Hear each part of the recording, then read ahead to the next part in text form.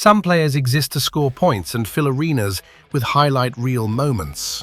Others exist to entertain crowds with spectacular moves and flashy performances. Tony Allen existed for a different purpose entirely. He hunted. He didn't chase points or pursue individual scoring records. He erased offensive threats, shut down elite scorers, and made the league's best players work harder than they ever wanted to work. The NBA feared his defensive intensity. Superstars respected his relentless approach. And one of the greatest scorers in basketball history, Kobe Bryant, said it best. Tony never asked for help. This is the story of the defender who built an entire career on pride, sacrifice, and pure competitive fire. This is the story of the grind father. Chicago beginnings. Anthony Allen was born January 11, 1982, in Chicago, Illinois, a city that has always valued toughness, resilience, and defensive intensity above all else in basketball. Standing 6 feet 4 inches tall and weighing 213 pounds, Allen was built like a linebacker, possessing the physical tools and mental approach of someone who understood that defense was warfare.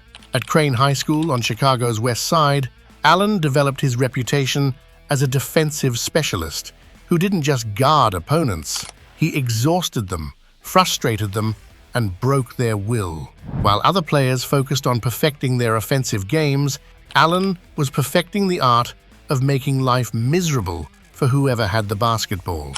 His approach to basketball was shaped by Chicago's street culture, where respect was earned through toughness and heart rather than style or flair. Allen learned early that defense was about pride, about refusing to let anyone score easily, about taking personal offense when someone tried to attack your side of the floor. The college grind. Tony Allen's path to basketball prominence was anything but straightforward or easy. He didn't receive major Division I scholarship offers straight out of high school. Instead, he had to prove himself through the junior college ranks, first at Butler County Community College and then at Wabash Valley College. These experiences in junior college basketball hardened Allen, teaching him that nothing would be handed to him, that every opportunity had to be earned through relentless effort and unwavering determination. He developed the chip on his shoulder mentality that would define his entire professional career. Finally, Allen transferred to Oklahoma State University, where he exploded onto the national scene. He was named Big 12 Newcomer of the Year, then Big 12 Player of the Year. In 2004, he led the Cowboys to the Final Four, showcasing that a player built on defensive principles could become a star at the highest levels of college basketball. By the time he declared for the NBA draft, scouts had taken notice of this unique player, a defender who could impact winning without needing constant offensive touches, a competitor who played every possession like it was the most important possession of his life. Draft night and Boston arrival. In the 2004 NBA draft, the Boston Celtics selected Tony Allen with the 25th overall pick in the first round. It was a gamble on defense, a bet that a player whose offensive game remained raw and unpolished could still provide significant value to an NBA team. But Allen's motor was never in question. His relentless energy, his willingness to accept the toughest defensive assignments, and his fearlessness when facing the league's elite scorers made him an immediate asset. The Celtics had drafted a guard who feared no matchup, who welcomed the challenge of defending superstars night after night. Injury and redemption. Then, disaster struck. In 2007, during what should have been a routine play, Tony Allen landed awkwardly after attempting a dunk and suffered a devastating injury. Torn ACL and MCL in his knee. His season ended instantly. More concerning, his entire career suddenly hung in the balance. Many players never fully recover from knee injuries of that severity. The lateral movement, the explosive first step, the ability to stay in front of elite scorers. All of these qualities can be permanently compromised. But Tony Allen wasn't like most players. He attacked rehabilitation with the same intensity he brought to defense. Empty gyms became his second home.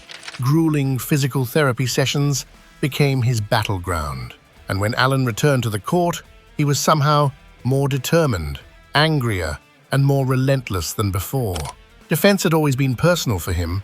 Now, it became his obsession. Championship defender. In 2008, the Boston Celtics assembled a super team featuring Kevin Garnett, Paul Pierce, and Ray Allen. They stormed through the playoffs with devastating efficiency, combining elite scoring with suffocating defense. And Tony Allen played a crucial role in that championship run. His statistics weren't spectacular or headline-grabbing, but his defensive impact was undeniable.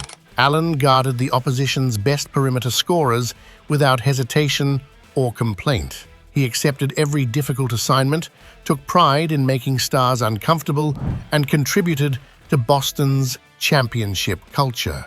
When the Celtics defeated the Los Angeles Lakers in 6 games to capture the 2008 NBA championship, Tony Allen earned his first championship ring. The validation he felt was profound, proof that his defensive-first approach could lead to the ultimate team success. Game 7.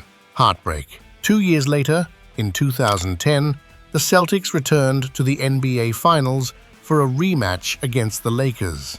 The series went the distance, culminating in a winner-take-all Game 7 at the Staples Center in Los Angeles. Tony Allen fought with everything he possessed. Possession after possession, he defended with the desperation of someone who understood that championships are won on the margins, that one extra stop can mean the difference between legacy and regret. But when the final buzzer sounded, it was Los Angeles celebrating victory.